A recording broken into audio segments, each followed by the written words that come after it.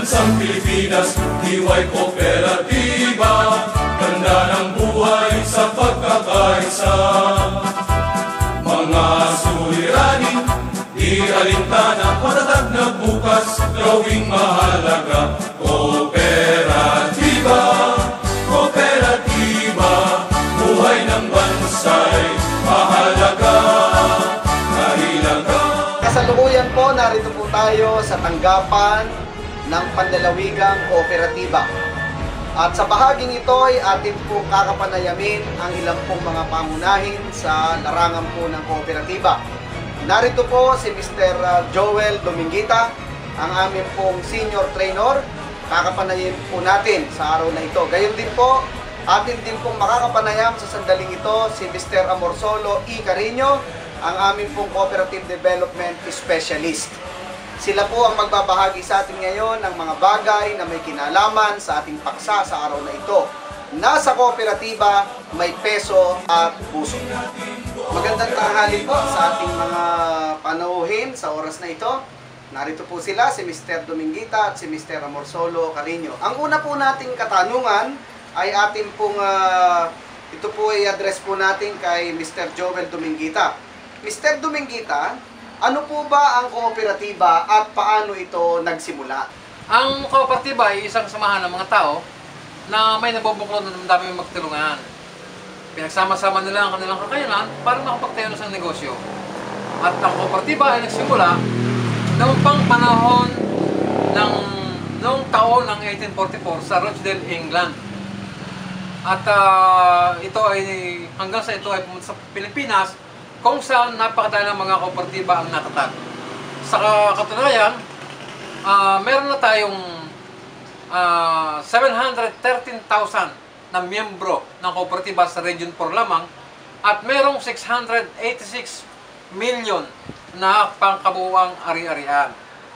Ang kooperatiba ay binubuo ng 15 o higit pang tao, no, na nagsama-sama ng kanilang kakayanan. At ang negosyong tinatayo nila ay sila mismo yung maghahati-hati sa kita nito, batay sa laki ng partisipasyon at sa kanilang pagtangkilik. Sa mga tuwid, Mr. Dominguita, sa inyo pong paliwanag hinggil sa kooperatiba, ay talaga po palang masasabi natin na itong kooperatiba ay malayo-layo na rin ang kasaysayan at malayo-layo na rin ang narating nito. Dala ng inyong mga binanggit, marami na palang kaanib at napakalaki na rin pala ng kanyang assets. Siguro po magandang itanong natin, yung kasunod nating katanungan ngayon ay, Mr. Dominguita, ano po ba ang kaibahan nito sa ibang mga negosyo? Ang kooperatiba ay napakalaki ng pagkakaiba sa ibang mga negosyo dahil ang kooperatiba ay pag-aari ng maraming tao na binubuo ng 15 mahigit. Samantalang ang ibang negosyo ay binubuo lamang ng 1, 2, 3 tao, katulad ng mga sole proprietorship at saka ng korporasyon. Sa kooperatiba, ang malaking pagkakaiba dito ay yung ang kinikita ng kooperatiba ay hinahati-hati sa lahat ng mga kasapi ng kooperatiba batay sa laki ng pagtangkilik at partisipasyon ng bawat kasapi. At ito ay mayroong tax exemption privileges.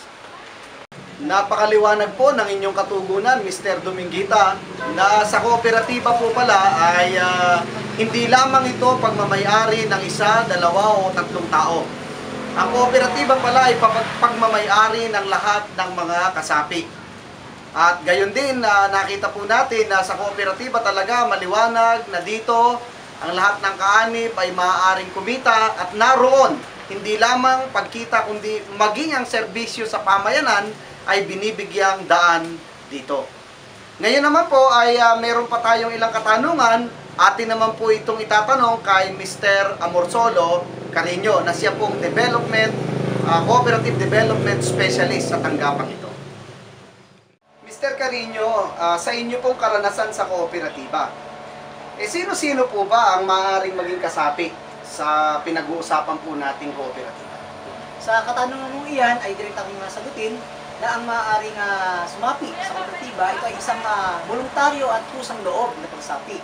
At siya ay nagnanais na sumapi sa kanyang kagustuhan na magbigay ng sabing puhunan at kapital. Napakaganda po ng inyong kasagutan, Mr. Carino. Siguro maganda itanong na natin ngayon, paano po ba sumali dito sa kooperatiba na ito? Dahil nung nasabi ko kanina na ang pagsapi sa kooperatiba, ito ay bukas at kusang loob. At siya ay kinakailangang mag-build up ng kanyang form para sa pagsapi. At ito ay kalakip ng kanyang membership fee. At gayon din may kagustuhan din siya maglagak ng kanyang saping puhunan. At pagkatapos ng mapilapan niya ang form, ito ay kinakailangang isumite sa secretary ng kooperatiba at gayon din aantayin niya ang pa-approval nito sa board director at gayon din sa general secretary. Maraming salamat sa ating mga kinapanayam sa tanghaling ito at sa inyong mga kasagutan. Yan ay dagdag na impormasyon sa lahat ng mga nais sumapi sa kooperatiba.